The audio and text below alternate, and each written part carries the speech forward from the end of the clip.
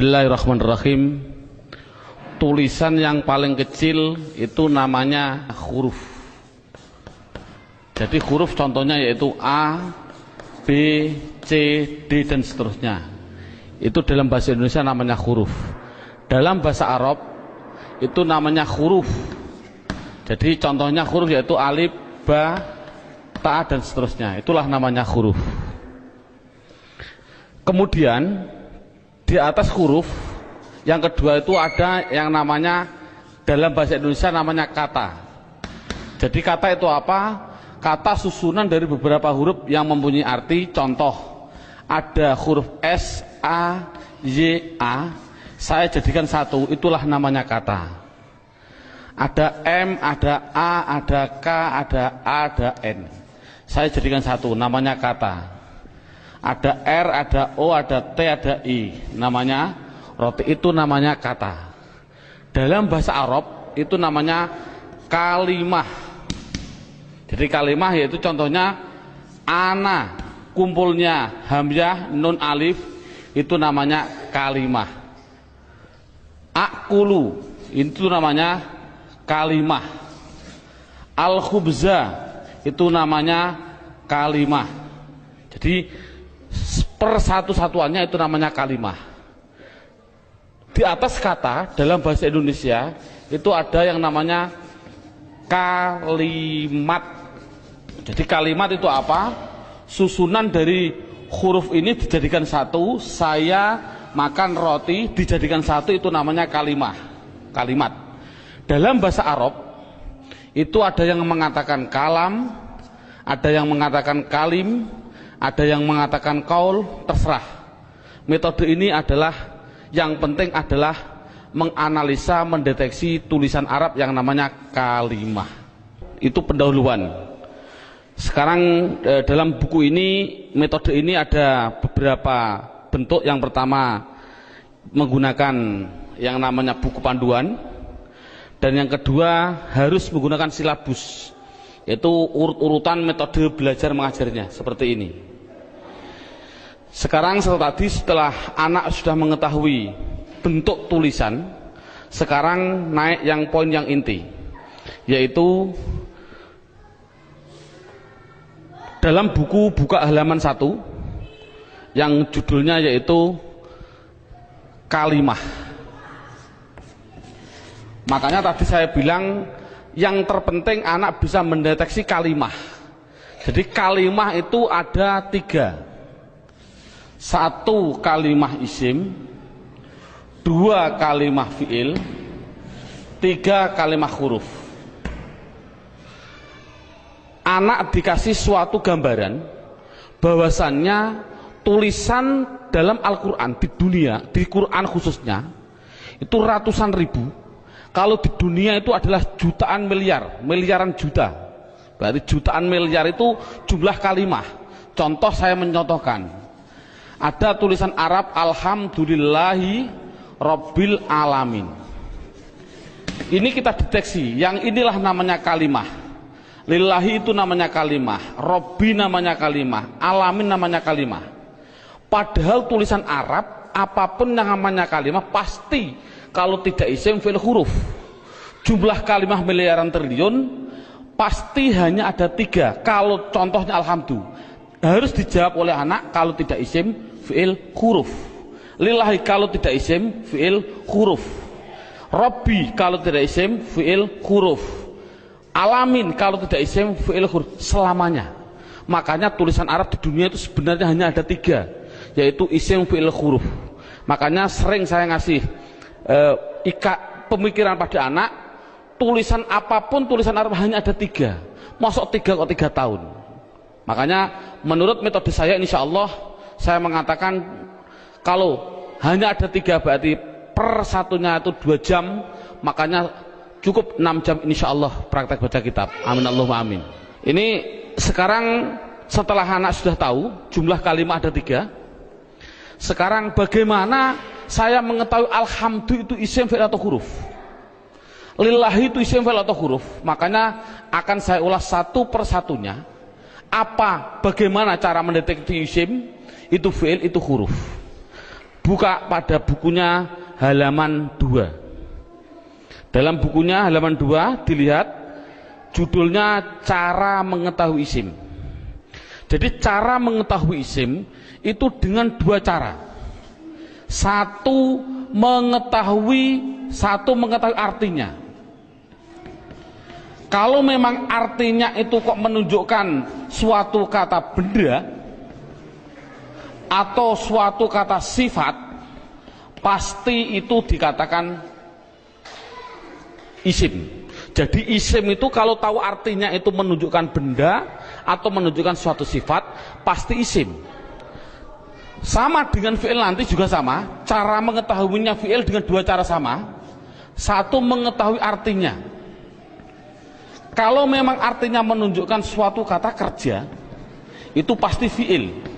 Nah di dunia ini kan hanya ada 3. Pasti kalau tidak kata benda, kata sifat, kata kerja. Saya contohkan, duduk itu kerja atau apa? Jawab saja, anak dites. Contoh saya bilang, duduk, isim, fi'il atau huruf? Anak akan jawab, fi'il, karena artinya kerja. Saya contohkan lagi, ada tulisan Arab, mim, sin, jim, dal. Ini tulisan Arab.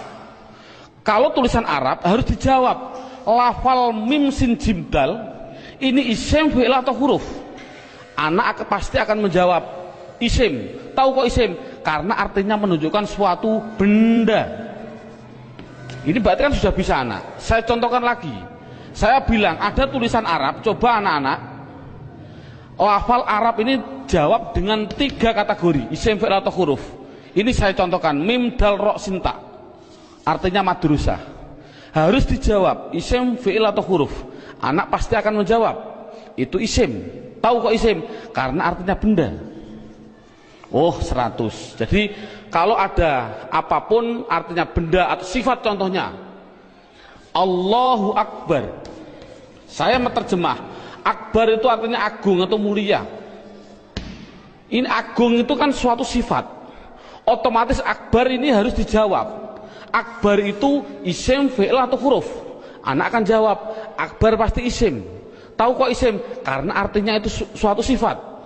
Jadi kesimpulannya adalah anak bisa mendeteksi, pertama mendeteksi isim, fi'il, huruf dari artinya. Kalau memang artinya benda atau sifat berarti isim, kalau artinya kerja berarti kalimah fi'il. Pertanyaan selanjutnya, Pak, tulisan Arab katanya miliaran triliun, di Al-Quran ada 700-an ribu. Bagaimana saya mengetahui itu isim, itu fi'il, itu huruf, padahal saya tidak tahu artinya? Oh, kalau tidak tahu artinya, lihat buku panduannya, yaitu lihat halaman 3. Dalam buku halaman 3 judulnya adalah mengetahui tanda-tanda kalimah isim. 1, kalau tidak tahu artinya, 1 harus mengetahui tanda-tandanya. Tanda-tandanya isim. Yang dimaksud tanda-tandanya adalah tanda-tandanya isim. Apa tanda-tandanya isim? Buku halaman 3, 1 yaitu dimasuki tanwin. Tanwin itu berarti baik tanwin dhammah, tanwin fathah, tanwin kasroh. Saya contohkan, hasibun, isim, fi'il atau huruf? Isim. Tahu kok isim? Karena ada tanwin. Untuk anak kecil mungkin kelas 5 diniyah, tanwin itu pasti di belakang. Tulis saja, disuruh di belakang. Bukunya tambah situ silahkan. Yang penting tanwin pasti di belakang. Baik tanwin dhammah, tanwin kasroh, tanwin fathah. Saya contohkan, hasibun. Ini tulisan Arab, harus dijawab isim, fi'il atau huruf? Artinya apa? Saya nggak tahu. Kalau tidak tahu, ini harus dijawab isim. Mengapa ke isim? Karena ada tanwinnya. Saya menulis lagi, sohi bin, isim, fi'il atau huruf? Isim. Tahu kok isim? Karena ada tanwinnya. Berarti anak sudah bisa mendeteksi, yaitu tanda-tanda yang pertama kalimah isim, yaitu dimasuki tanwin. Sekarang yang nomor 2, Tanda-tanda isim yang nomor 2 itu kalau ada tulisan Arab depannya dikasih al, makanya dalam bukunya hanya dimasuki al, garis miring di depan. Jadi kalau ada tulisan Arab depannya ada alif dan lam, pasti itu isim. Contoh, alhamdu, harus dijawab isim fi'il atau huruf. Jawabnya adalah isim. Tahu kok isim? Karena dimasuki al. Ar-Rahim, isim fi'il atau huruf. Isim. Tahu kok isim? Karena ada al. Dan seterusnya. Sekarang yang ketiga, tanda-tanda isim yang ketiga yaitu dimasuki yang namanya huruf jar. Huruf jar itu apa sih? Huruf jar itu adalah tertentu, lafalnya tertentu, yaitu ada tulisan itu berupa apa? Min, ila, an, ala, dan seterusnya. Di dalam buku sudah ada. Min artinya dari, ila artinya ke, an artinya dari, ala artinya di atas, dan seterusnya. Jadi kalau ada tulisan Arab dimasuki min, yang mana huruf jar itu pasti tempatnya di depan suatu kalimah, mesti itu adalah kalimah isim. Contoh, saya mencontohkan ada tulisan Arab, zahaba zaidun ila suq, zahaba zaidun ila suq. Anak saya tes satu persatu dulu. Zaidun, isim fi'il atau huruf? Isim. Tahu kok isim? Karena ada tanwinnya. Suq, isim fi'il atau huruf? Isim. Tahu kok isim? Karena dimasuki huruf jar yang namanya ila. Artinya apa saya suq?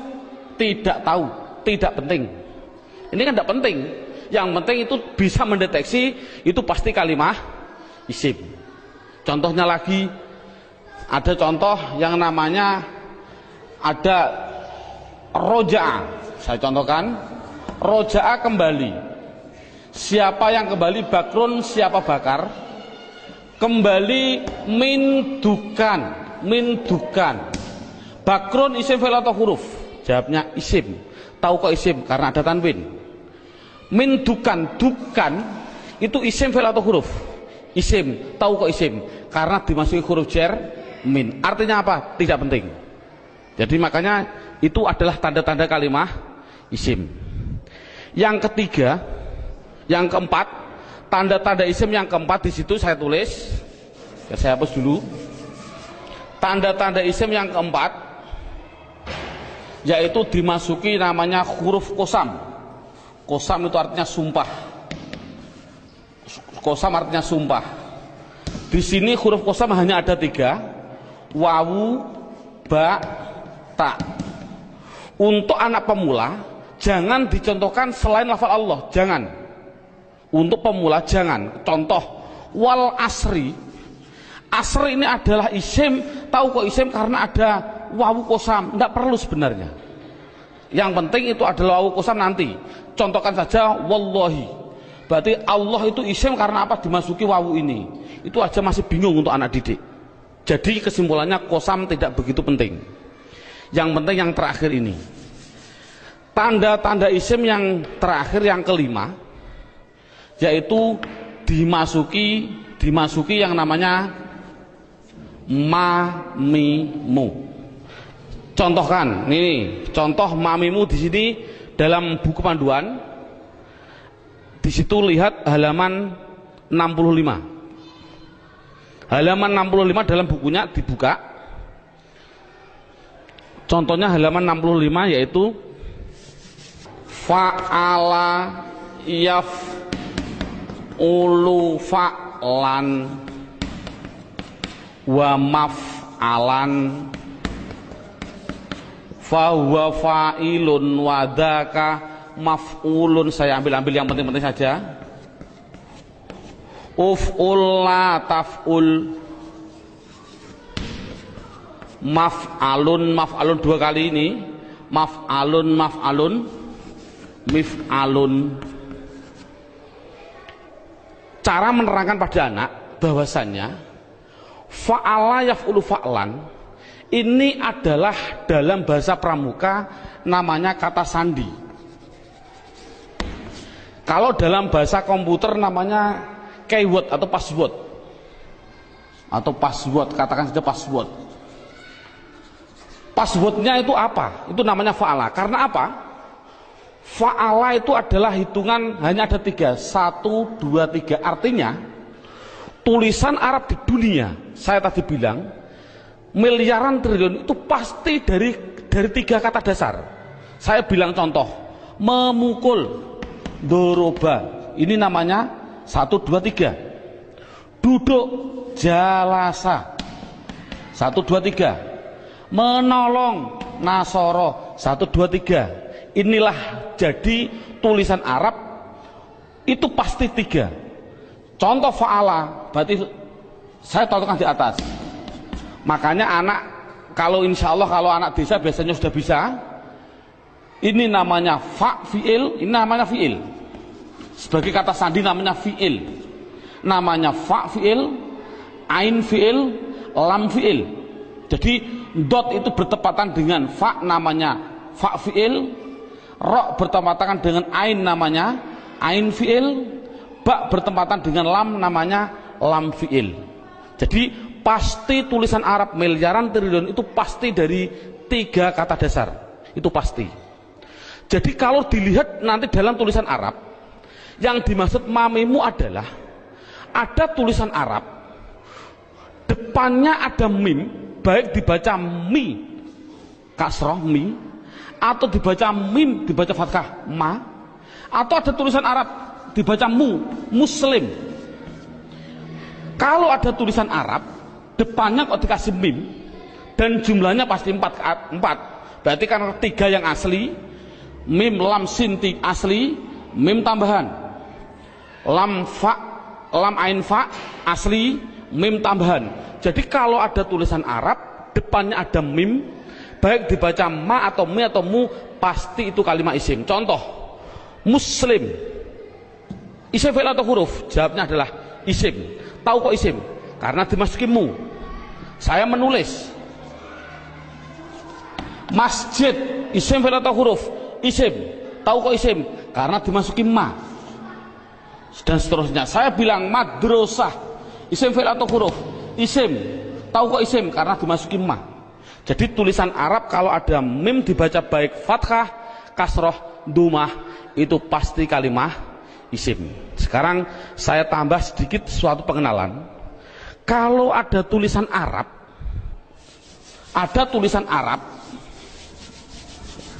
depannya saya kasih mi, contohnya mi dalam halaman 65, itu pasti menunjukkan suatu alat. Pasti. Contoh saya contohkan rowaha sama dengan fa'ala. Rowaha artinya angin. Coba kalau kasih mi bunyinya apa? Samakan dengan ini. Berarti mati hidup hidup. Rowaha kasih mi bunyinya mirwahun. Jadi mirwahun artinya adalah, karena ada mi artinya adalah alat angin. Apa alat angin? Kipas angin. Jadi kipas angin itu bahasa Arabnya adalah mirwah. Saya menuliskan lagi. Kalau ada tulisan Arab di belakangnya ada tak seperti ini, tak, pasti itu hanya tambahan, tidak akan asli. Pasti tambahan. Contoh, satoro. Satoro saya nulis artinya pinggir. Coba kalau kasih mi, bunyinya apa? Mistorun. Tapi tak ada masalah lah. Mistorotun. Apa mistorotun? Penggaris salah. Yang betul adalah alat pinggir, yaitu penggaris sama. Jadi kan sama tujuannya, semuanya.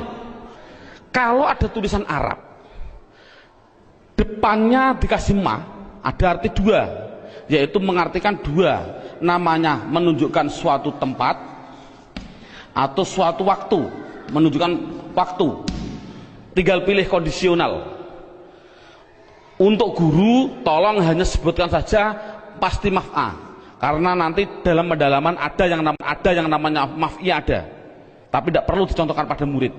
Yang penting adalah maf'a. Kalau ada lafal maf'a, pasti tinggal pilih menunjukkan tempat atau waktu. Contoh, Darosa belajar. Coba kalau kasih ma bunyinya apa? Madrosun. Kasih tak aja lah, tidak masalah lah. Apa namanya? Madrosatun. Darosa belajar. Kalau madrosatun artinya apa? Sekolahan, jangan sekolahan. Artinya itu tempat belajar, yaitu sekolahan, sama. Semuanya seperti itu semua. Kataba menulis. Coba kalau kasih ma bunyinya apa? Maktabun. Apa maktabun? Maktabun artinya tempat menulis. Apa? Meja. Jadi meja tulis bahasa Arabnya maktab dan lain sebagainya. Ada yang mengatakan tempat nulis itu adalah kantor, boleh. Jadi maktabun kantor, boleh. Karena memang kantor itu untuk tempat menulis juga. Dan seterusnya. Setelah itu yang penting anak bisa mendeteksi kalimat isim. Ini alhamdulillah cukup sampai ini. Minimal anak bisa mendeteksi media harokat pasti isim. Karena apa? Kita semua bisa melihat yang namanya isim di media harokat itu pasti ada tanda-tandanya itu semua, kecuali satu yang namanya mudhof. Ini murid tidak perlu diterangkan. Ini khusus spesial guru, karena semua media harokat bisa dideteksi itu isim. Saya bisa mendeteksi kecuali satu, apa yang namanya mudhof. Berarti mudhof. Apa mudhof itu? Nanti tidak perlu kita terangkan pada anak. Ini yang pertama. Sekarang alhamdulillah beberapa menit sudah bisa anak bisa mendeteksi tulisan Arab yang namanya isim. Sekarang kita mendeteksi yang kedua yang namanya kalimah fi'il. Kita mendeteksi yang kedua namanya kalimah fi'il. Tadi saya bilang kalimah ada 3 isim fi'il huruf. Isim mengetahui artinya, kalau benda sifat menunjukkan benda atau sifat berarti isim. Kalau tidak tahu artinya, mengetahui tanda-tandanya. Sama dengan fi'il. Kalau mengetahui artinya, itu artinya menunjukkan suatu kerja, berarti kalimah fi'il. Tadi sudah saya terangkan. Kalau tidak tahu semuanya Pak, oh sama dengan isim, yaitu mengetahui tanda-tandanya. Lihat buku panduannya, yaitu halaman 10. Buku panduan halaman 10.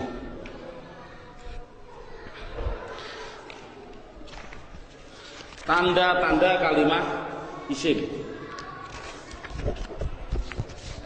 1 dimasuki kot. Di situ saya 1 dimasuki kot. Dimasuki kot. Saya menulis, biar anak, karena anak kecil, mungkin biar jelas, saya suruh di depan. Tempatnya itu di depan. Jadi kalau ada tulisan Arab, kok ada depannya ada lafal kot, pasti setelahnya itu fi'il. Contoh, saya mencontohkan. Allahu Akbar, Allahu Akbar. Qad qomatis sholah, qad qomatis sholah. Ini adalah lafal kot. Koma itu mau tidak mau harus saya jawab itu kalimat fi'il. Tahu kok fi'il? Karena dia dimasuki kot. Ini kan paling mudah. Jadi kalau ada dimasuki kot itu namanya kalimat fi'il. Apa artinya koma? Tidak penting. Yang penting tahu itu adalah fi'il. Tanda-tanda yang kedua yaitu dimasuki yang namanya sin. Tolong lafal sin tidak usah diterangkan. Karena apa kok menerangkan? Wong saya menerangkan fi'il saja belum tahu, saya contohkan. Lafal sayaqulus sufaha.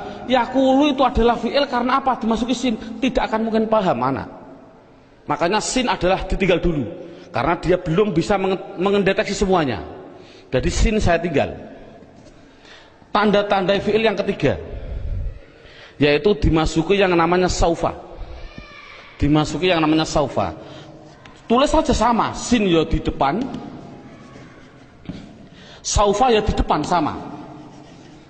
Contoh yang biasa yang sering didengarkan oleh anak, contoh saya bilang kala saufata lamun, tak lamun itu pasti saya mengatakan fi'il. Karena apa? Karena dimasuki saufa. Artinya apa? Tidak penting. Karena sudah tahu itu artinya saufa. Saufa itu masuk pada kalimat tadi mesti kalimat fi'il. Ini paling mudah. Yang terakhir tanda-tanda fiil yaitu dimasuki yang namanya taknis. Saya suruh menambahi pada anak.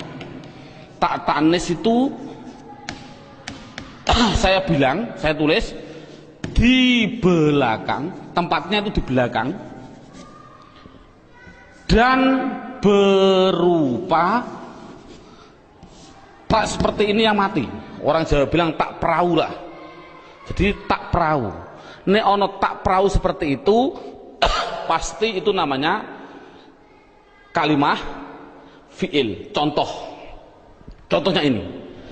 Qad qomat as-shalah, aslinya itu adalah koma, itu fiil dengan dua tanda-tanda.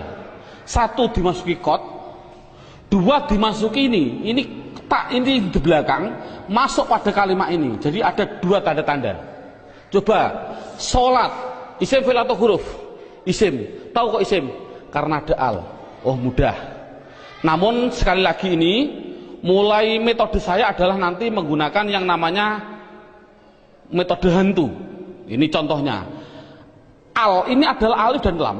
Yang namanya alif itu pasti mati. Yang namanya alif pasti mati. Ada mati ketemu mati, itu namanya hantu. Saya tulis mati ketemu mati namanya apa? Hantu. Orang Arab tidak senang hantu. Akhirnya biar ini hidup, akhirnya dikasih biar berdoa. Bunyi apa? Qad qomatis shalah. Bukan qad qomat shalah lagi, tapi qad qomatis shalah. Saya contohkan lagi. Lafal min ketemu masjid. Bunyinya apa? Min al masjid tidak boleh karena ini ada alif mati ketemu mati namanya hantu, tidak boleh, harus dihidupkan biar berdoa, bunyinya minal masjidi. Contoh lagi, an ketemu madrasah, bunyinya apa? Anil. Kok bisa anil? Oh karena ada mati ketemu mati namanya hantu. Ini sekali lagi orang Arab itu tidak senang atas hantu. Kesimpulannya adalah berapa menit mulai pertama dan sekarang ini anak sudah bisa mendeteksi media harokat yang namanya isim dan fiil. Alhamdulillah dengan beberapa menit anak sudah bisa mendeteksi namanya media harokat isim atau fiil. Karena apa? Huruf itu hanya huruf jar. Katakan saja huruf jar. Ada huruf li taukid dan sebagainya, itu tidak penting. Jadi kalau huruf jar itu tertentu tadi hanya min ila ada berapa 9. Selain itu tulisan Arab pasti hanya isim dan fiil. Anak sudah bisa mendeteksi kecuali tadi mudhof. Alhamdulillah. Sekarang kita naik poin yang keempat. Poin yang keempat yaitu lihat buku halaman pertama. Dalam halaman pertama terlihat kalimah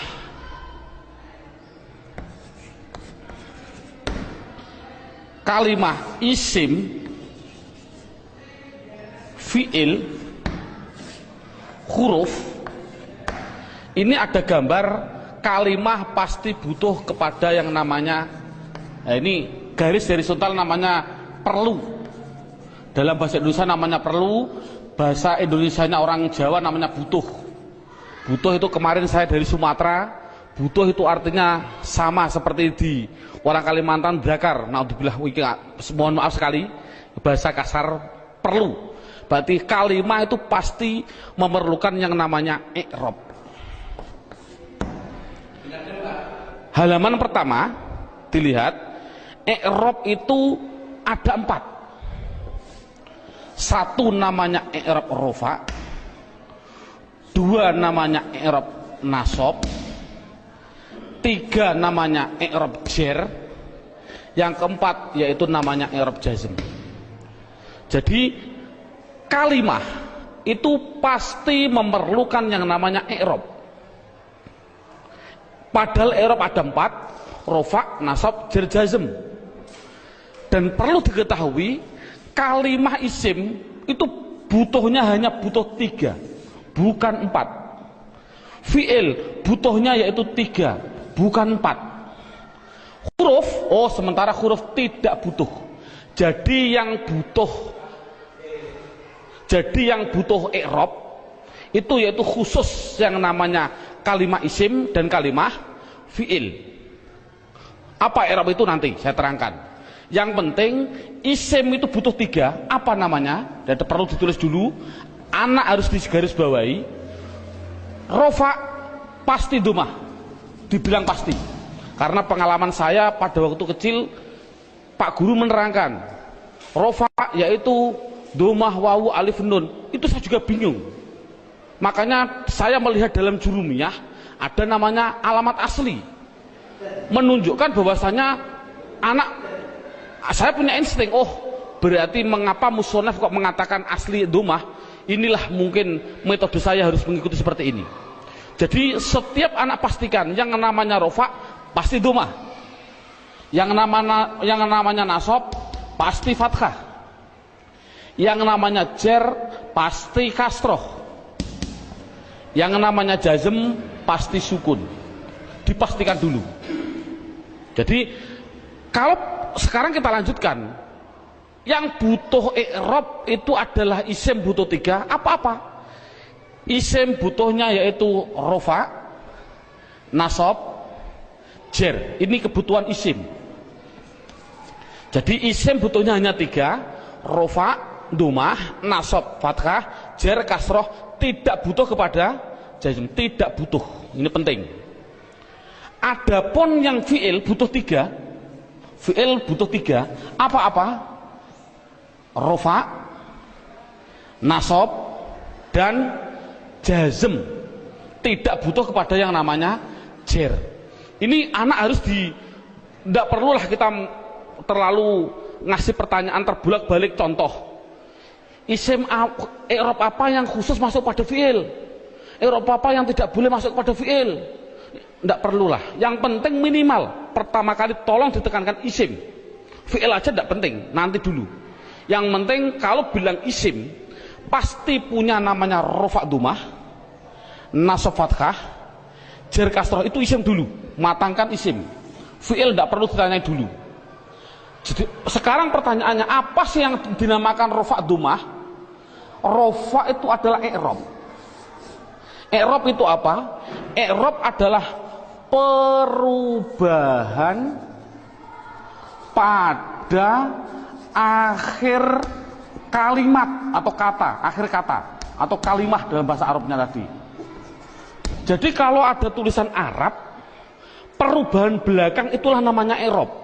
Contoh saya bilang, ada tulisan Arab min sim jim dal, belakangnya itu, kalau ini kan kata benda, ini kan orang tahu kata benda. Kalau benda berarti kalimah isim. Kalau isim harus dijawab, pasti butuh perubahan belakang. Kalau dia rofa ya pasti dun. Apa rofa itu nanti? Pasti dun. Kalau dia nasab berarti pasti dan. Kalau dia jer berarti din. Makanya saya tadi bilang, yang namanya i'rab, khususnya ini, i'rab itu sama dengan nahwu. Contohnya lafal ini, don dan din. Inilah belakang, ini namanya nahwu. Adapun depan ada tulisan mim sim jim dal, bacanya apa? Masjid. Mengapa kok dibaca masjid? Mbok dibaca misjid saja. Inilah perubahan depan, itu namanya sorof. Jadi nahwu sama sorof itu harus gandeng. Mengapa terjadi sekarang ini guru nahwu, guru sorof sudah berlainan, itu sudah jauh. Akan bertemu juga sulit. Karena satu kalimat membutuhkan 2 hal. Yang namanya nahwu dan sorof. Jadi perubahan depan itu namanya sorof, perubahan belakang adalah nahwu. Jadi kesimpulannya lagi, ada kesimpulan ini, tolong nanti anak-anak harus dipahami. Yang namanya isim, yang namanya, saya ini kesimpulan, isim pasti butuh 2 hal belakangnya. Kalau ada al, kalau tidak ada al ya ditanwin. Itu prinsip. Jadi kalau ada tulisan Arab kok dia menunjukkan suatu isim, itu harus kasih tanwin kalau tidak ada alnya. Kalau ada alnya jangan ditanwin. Contoh, masjid ini kan tidak ada alnya, makanya saya balang dun dan din. Coba kalau saya kasih al, al masjid, coba rofanya bunyinya bagaimana? Al masjid, masjidu, jangan ditanwin karena ada al. Nasabnya bunyinya bagaimana? Al masjidah. Jernya bunyinya bagaimana? Al masjidi. Ini contoh. Dalam buku panduan saya, anak harus dites dengan contoh dua, yaitu dengan lafal basmalah dan takbir. Saya contohkan. Kita kasih contoh yang biasa dibaca oleh anak.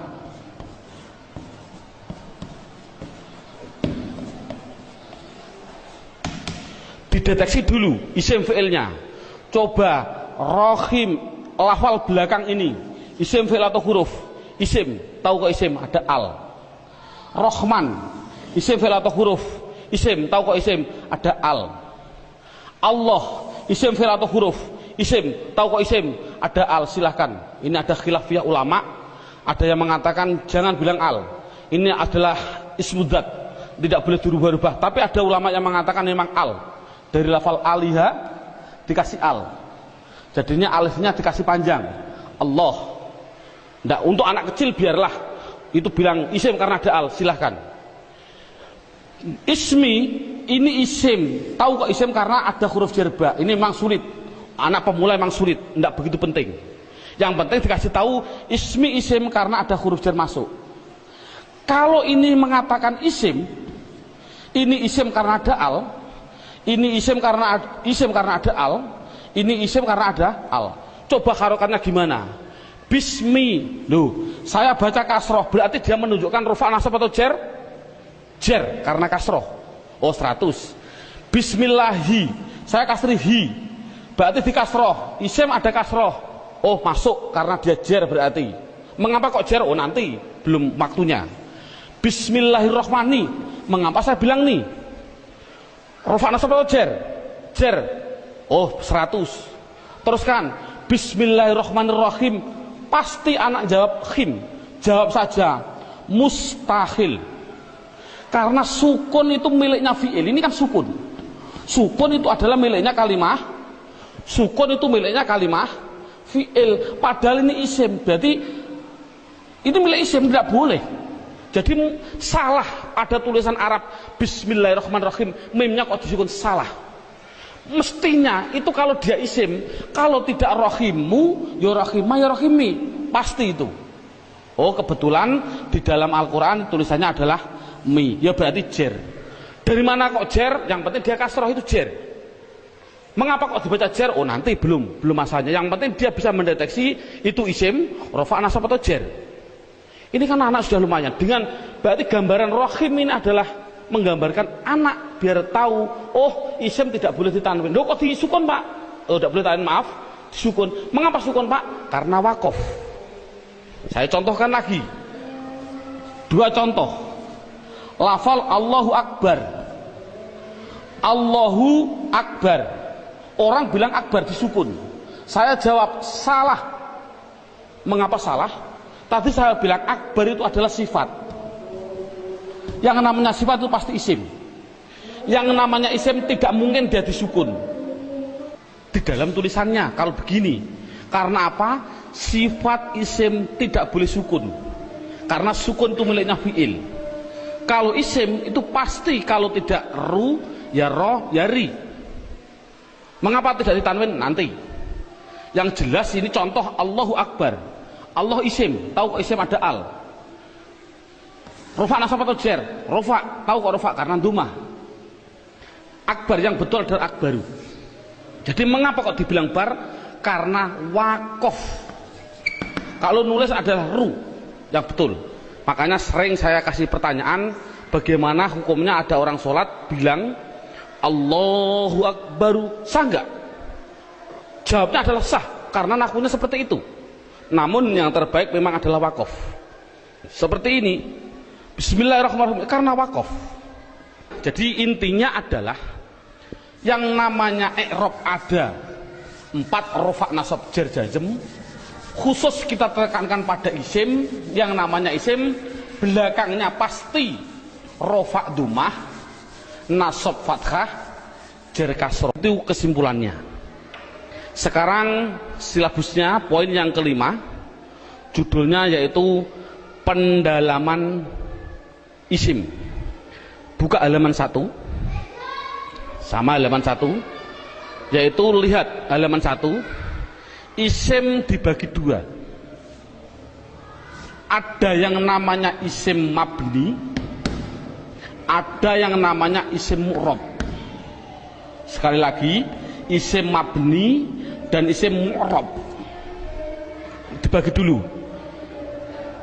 Apa yang namanya isim mabni? Dalam buku halaman 2 ada.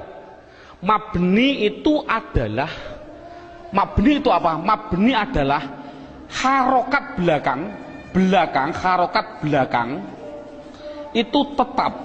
Saya tulis tetap. Itulah namanya mabni. Jadi mabni itu apa? Mabni harokat belakang tetap. Mu'rab itu apa? Mu'rab yaitu harokat belakang berubah-ubah. Harokat belakang berubah-ubah. Jadi itu kesimpulannya. Jadi isim harus dibagi 2, isim mabni dan isim mu'rab. Isim mabni belakangnya tetap, isim mu'rab belakangnya berubah-ubah. Isim mabni sekarang diperinci satu persatu. Dalam silabus ada isim mabni, yaitu satu namanya isim domir. Saya tulis satu namanya isim domir. Tolong dalam hal ini anak tidak usah diperdalami. Yang namanya pada waktu pengalaman saya dulu kecil, Pak Guru bilang domir itu ada 2, seperti contoh seperti ini. Domir ada 2, domir baris dan domir mustatir. Baris muttasil ada 2, baris munfasil ada 2, muttasil ada 4, dan domir mustatir ada yang jawas dan ada yang wujub. Ini enggak, dulu saya suruh menghafalkan ini domir saja, itu mungkin 1 bulan. Nah, menurut saya kita ambil yang pokok dulu. Dengan metode ini adalah metode saya bilang domir yang berupa domir baris munfasil rufa, yaitu pendalamannya dalam buku. Lihat halaman buku yaitu dilihat halaman 4. Halaman 4 dilihat judulnya isim domir. Di situ saya tulis yaitu lafal huwa, huma, hum, iya, huma, hunna, anta, antuma, antum, anti, antuma, antunna. Yang terakhir ana, nahnu. Jadi jumlahnya 14. 1, 2, 3, 6, 9, 12, 14, 13, 14. Jadi jumlahnya saya bilang isim domir adalah jumlahnya 14. Contohnya huwa, mahum. Yang namanya domir itu adalah kata ganti. Dalam buku huwa itu kata ganti dari siapa? Kata ganti dari dia. Dia siapa? Dia laki-laki 1. Ini yang namanya goib. Jadi kesimpulannya huma kata ganti dari siapa? Dia laki-laki 2 yang goib. Hum kata ganti dari apa? Mereka atau mereka. Siapa mereka? Laki-laki 3 ke atas yang goib. Jadi kesimpulannya ini adalah namanya laki-laki. Ini berarti 1, 2, 3 ke atas ini perempuan. Tapi ini adalah semuanya adalah goib. Sekali lagi, ini adalah goib. Berarti dia perempuan 1 goibah atau goib. Goibah. Huma 2 perempuan goibah. Huna 3 ke atas perempuan goibah.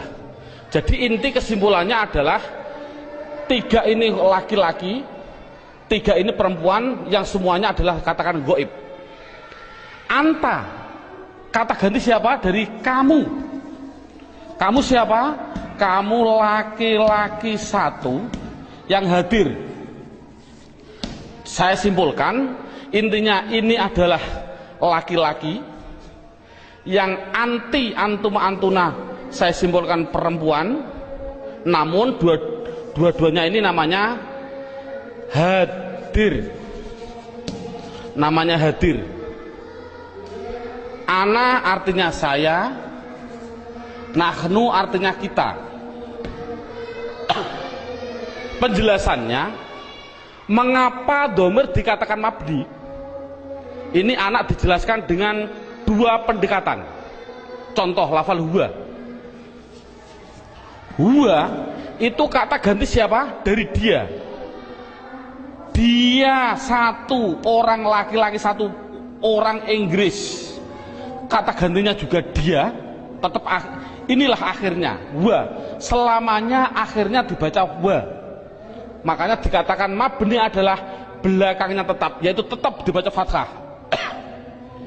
Dia orang Amerika, ya sama tetap wa. Orang Indonesia, ya tetap wa. Jangan mentang-mentang orang Indonesianya orang pendek-pendek terus dibilang wi. Kalau orang Arab orangnya tinggi-tinggi wu, enggak boleh. Kesimpulannya adalah selamanya pasti akhirnya tetap berupa yang namanya wa. Itu pendekatan secara logika. Pendekatan secara nahwiyah walaupun salah, karena walaupun salah, contoh wa dia dibaca rofa ya tetap wa. Dia karena isim kan dibaca nasab ya tetap wa. Dibaca jar dia tetap dua. Sekali lagi untuk seorang guru, cara menerangkan seperti ini walaupun salah, kan tidak mungkin huwa itu adalah dhamir rofa, kok bisa nasab. Itu contoh seorang guru, ini penting untuk seorang guru. Ini permasalahannya, pengalaman saya keliling, pertanyaan saya itu rata-rata di dalam hal ghaib dan hadir. Saya bilang, apa sih artinya ghaib dan apa sih artinya hadir? Rata-rata orang mikir ghaib adalah tidak ada orangnya, hadir adalah ada orangnya, padahal salah. Pengertian ghaib adalah tidak diajak bicara walaupun ada di sampingnya. Samping saya ada namanya Zaid. Ada orang tanya, Pak Zaid mau ke Semarang kok, bilang pada saya, padahal di samping saya ada Zaid. Ini namanya hadir atau ghaib? Ghaib, karena orangnya bicara sama saya, bukan pada Zaid. Jadi kata gantinya pada Zaid adalah wa. Ini menunjukkan artinya ghaib, yaitu jangan diartikan tidak ada orangnya, diartikan apa? Tidak diajak bicara. Kalau hadir, ya berarti diajak bicara. Itu kesimpulannya adalah mabni harokat belakangnya tetap. Selamanya, contoh mereka selamanya mesti hum, disukun selamanya. Jadi saya tulis di situ pertama isim domir mabni jumlahnya adalah 14. Buka seterusnya bukunya halaman 5. Yang kedua mabni yang kedua yaitu yang namanya di situ saya tulis isim isyarah. Isim isyarah tidak perlu kita terlalu banyak mencontohkan. Isim isyarah itu kita contohkan hanya yang mudah-mudah saja. Contoh isim isyarah ada 3. Ada yang namanya qorib, ada yang namanya wasit, ada yang namanya ba'id. Qorib artinya dekat, wasit artinya sedang, ba'id artinya jauh.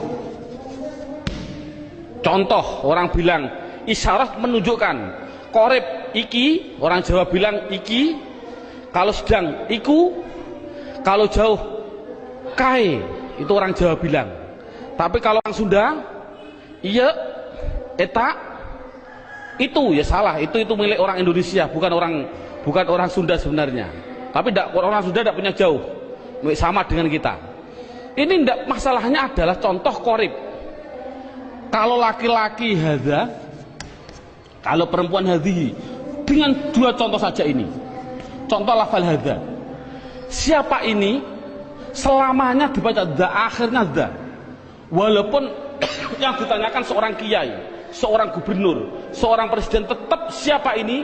Man hadza, selamanya dibaca dza belakangnya. Jangan berupa dzi atau du. Makanya itulah namanya mabni. Saya tidak usah menerangkan wasit, bait sudah ada. Yang jelas contohnya yaitu dalam buku panduannya sudah saya tunjukkan, yaitu isim isyarah ada 3, hadza hadhihi. Kalau sedang yaitu lafal dzaka dan dalika, dzaka dan dalika, dzaka dan tilka. Saya contohkan dzaka dan tilka.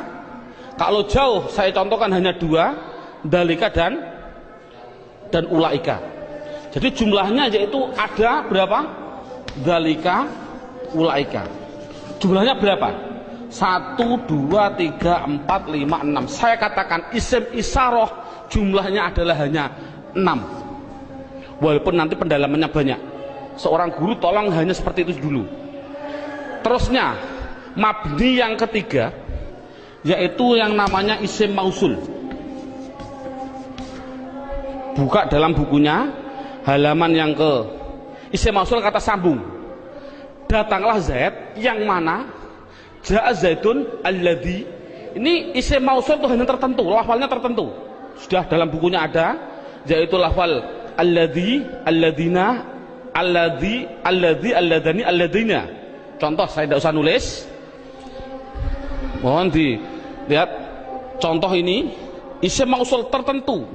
Alladzi, alladani, alladina, allati, allatani, allati. Cukup sebutkan hanya 6 saja, yaitu biar anak hanya tahu isim mausul jumlahnya hanya ada 6. Mabni yang keempat. Mabni yang keempat yaitu yang namanya isim istifham. Istifham. Istifham itu pertanyaan. Di situ saya menulis, tidak usah saya tulis biar waktunya lebih singkat. Yang penting guru bisa menerangkan. Yaitu di situ saya tulis hanya man, mundu, madza, mata, ayana, aina, kaifa, anna, kam, dan ayu. Jumlahnya saya tulis itu hanya 10. Jadi istifham hanya ada 10. Yang keempat, yang ke mabni yang kelima, yaitu namanya isim syarat. Syarat itu apabila, jikalau, andai kata, itu namanya syarat. Saya tulis dalam bukunya biar lebih singkat. Lafalnya tertentu. Man, ma, mahma, mata, ayana, aina, anna, haisuma, kaifama. Jumlahnya yaitu hanya ada 9. Yang terakhir yang nomor 6, yang namanya isim fi'il. Ini loh, namanya isim fi'il. Kadang-kadang orang bingung. Di situ ada isim fi'il madhi, isim fi'il mudhari', isim fi'il amar. Yang penting contohnya saya bilang isim fi'il amar, isim fi'il amar. Contohnya lafal amin, amina. Ini dikatakan dia bukan isim, bukan fi'il. Dikatakan isim fi'il. Mengapa kok isim fi'il? Tidak usah kita, anak tidak usah dikasih jawaban, kasih alasan, tidak usah. Yang penting isim fi'il itu lafalnya tertentu. Lafalnya itu hanya ada 9. Begitu. Berarti anak yang penting tahu. Contohnya seperti ini. Isim fi'il amar yang pertama. Ada yang namanya soh dan seterusnya. Isim fi'il madhi ada 2. Isim fi'il mudhari' ada 2. Cukup 9 saja. Inti kesimpulannya, isim mabni itu jumlahnya adalah 14, 6, 6, 10, 9, 9, jumlahnya adalah 54. Padahal tadi saya bilang tulisan Arab yang namanya isim di dunia jumlahnya kalimat isim adalah 1 miliar triliun. Itu jumlahnya tulisan Arab di dunia itu 1 miliar triliun. Kalau isim jumlahnya miliaran triliun dibagi dua, mabni dan mu'rob. Yang namanya mabni yaitu 54, selainnya pasti mu'rob. Kesimpulannya, isim mu'rob adalah yang tidak berupa mabni. Saya mohon maaf untuk seorang ustadz, seorang guru. Dulu pada waktu saya masih kelas 1 sanawiyah, sudah diajarkan oleh alfiyah, padahal saya belum memahami betul. Saya ditunjukkan contohnya huwa, isim domir. Isim domir huwa itu dikatakan mabni karena apa? Karena yang namanya mabni adalah serupa dengan huruf.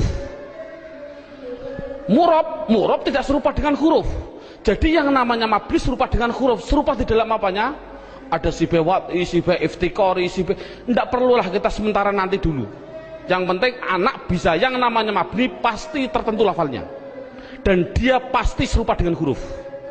Makanya tidak usah kita menjelaskan alasan-alasan dulu, biarlah nanti seorang ustadz kalau dia sudah belajar alfiyah. Ini metode awal. Jadi saya simpulkan, kalau tulisan Arab yang namanya isim jumlahnya 1 miliar triliun, mabni 54, berapa jumlah mu'rob? Jumlah mu'rob ya miliaran triliun dikurangi 54. Kalau kita nulis persen, ya mungkin 0,000 nafas hampir habis baru 1%. Jadi anak mudah. Isim domir ada 14, isim isyarah ada 6. Contoh, alhamdu, isim fi'il atau huruf? Isim. Tahu kok isim? Ada al. Kalau tahu isim harus dijawab, dia masuk kategori mabni atau mu'rob, harus dijawab. Jawabnya apa? Anak dibilang ini pasti mu'rob. Karena apa kok mu'rob? Karena lafal alhamdu tidak ada pada mabni yang jumlahnya 54. Itu kan paling mudah. Berarti semua tulisan Arab kalau tidak ada di 54 ya pasti mu'rob. Berarti mu'rob miliaran triliun. Jadi makanya anak suruh menghafalkanlah. Arti tidak perlu nanti dulu. Yang penting anak bisa mendeteksi. Itu adalah mabni, jumlahnya 54, apa-apa, wa umahum dan seterusnya. Isim isyarah tak dihafal, isim mausul hafal. Selain itu pasti mu'rob. Contoh lagi, alhamdulillahi rabbil alamin. Isim fi'il atau huruf? Isim. Tahu kok isim? Ada al. Kalau isim, jawab mabni atau mu'rob? Itu pasti pertanyaannya itu harus. Jawabnya adalah mu'rob. Tahu kok mu'rob? Karena tidak ada di mabni, gitu saja. Paling simpel. Mengapa kok mu'rob? Karena tidak ada di mabni. Insya Allah anak akan bisa. Berarti bisa mendeteksi media harokat itu isim, mabni atau mu'rob. Semuanya. Mulai dari bismillah, mu'rob karena tidak ada di mabni. Bismillahi Allah, mu'rob karena tidak ada di mabni. Bismillahirrahman, Rahman mesti mu'rob karena tidak ada di mabni. Rahim mu'rob karena tidak ada. Mudah. Jadi anak sudah bisa mendeteksi itu mabni dan itu mu'rob. Sekarang pendalaman yang terakhir, pendalaman isim yang terakhir yaitu di dalam hal mu'rob. Dalam buku panduannya lihat halaman 8. Lihat halaman 8. Halaman 8 sudah tertulis, saya tulis di situ. Halaman 8. Halaman 8 sama halaman 1 sama. Sekali lagi, halaman 8 dan halaman 1 adalah sama. Yang namanya mu'rob itu tadinya ada 6. 6 jumlah total 54. Sekarang enggak, yang namanya mu'rob 1 ada yang namanya mufrad, 2 ada yang namanya tasniyah, yang ketiga ada yang namanya jamak mudzakkar salim, yang keempat ada yang namanya jamak muannas salim, yang kelima, nah ini saya batasi cukup mu'rob, yang penting anak bisa 4, mufrad tasniyah jamak mudzakkar salim jamak muannas salim. Yang kelima sampai yang ke-9 tidak penting. Yang kelima sampai yang ke-9 tidak penting. Sekali lagi metode ini adalah tidak penting. Karena apa? Karena mu'rab yang 4 ini itu sudah mendominasi dalam tulisan Arab, 80% dari tulisan Arab itu pasti terjadi dari 4. Makanya anak harus ditekankan di dalam 4 tadi. Berarti sekali lagi, mu'rab yang jumlahnya miliaran triliun dikurangi 54 itu harus dimasukkan di antara 4 ini. Berarti di antara 4 ini mufrad, tasniyah, jamak mudzakkar salim, jamak muannats salim. Sekarang anak diterangkan apa sih yang namanya isim mufrad. Lihat ini, mufrad itu bahasa Arab. Artinya apa mufrad? Artinya satu. Baik dia seorang laki-laki atau perempuan, pokoknya satu, itu nama bahasa Arabnya mufrad. Tasniyah itu bahasa Arab. Apa sih artinya tasniyah? Tasniyah itu artinya 2. Baik dia seorang laki-laki atau perempuan. Yang ketiga namanya jamak mudzakkar salim. Jamak itu artinya banyak, banyak itu artinya 3 ke atas, 3 plus. Mudzakkar artinya laki-laki, salim artinya selamat, berarti laki-laki yang selamat. Ngono selamat cara jayani. Yang keempat, jamak muannats salim. Jamak artinya 3 ke atas, muannats artinya perempuan, salim selamat. Jadi sementara anak dites dengan bahasa Jawa atau bahasa Indonesia, disuruh mengarabkan.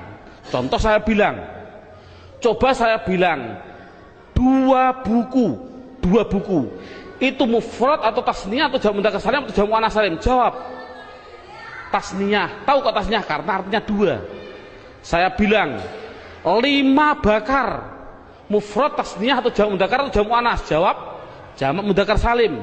Karena apa? Artinya 5, 3 ke atas, zaid adalah, bakar adalah laki-laki. Jadi anak sudah bisa dites dengan bahasa Jawa, disuruh membahasa Arabkan. Contoh sekali lagi, 2 zaid tasniyah, 5 bakar jamak mudzakkar salim, 10 hindun, hindun itu perempuan, jamak muannats salim. Bakar 1 artinya mufrad, Zainab 1 artinya mufrad bahasa Arabnya. Nah, kalau ada tulisan Arab kok tidak berupa mabni yang jumlahnya 54, pasti harus dimasukkan mu'rab. Kalau mu'rab harus dimasukkan di antara 4 ini, harus apa mufrad, apa tasniyah, apa jamak mudzakkar salim, apa jamak muannats salim, pasti harus masuk semua tulisan mu'rab.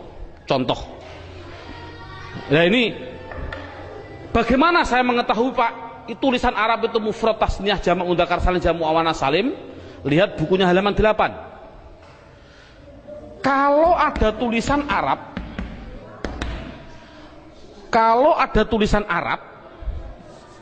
belakangnya kok ada alif nun atau ya nun, nunnya dibaca kasroh ni, sebelum ya dibaca fathah, sebelum alif dibaca fathah, bunyinya ani atau aini, mesti artinya 2. Kalau ada tulisan Arab belakangnya kok berupa wawun nun atau ya nun, nunnya tapi dibaca na, baca fathah na, sebelum ya dibaca kasroh, sebelum wawu dibaca dhammah. Kalau orang Jawa bilang una, ini berarti mati nih, atau ina tadi aini, mesti artinya 3 ke atas laki-laki.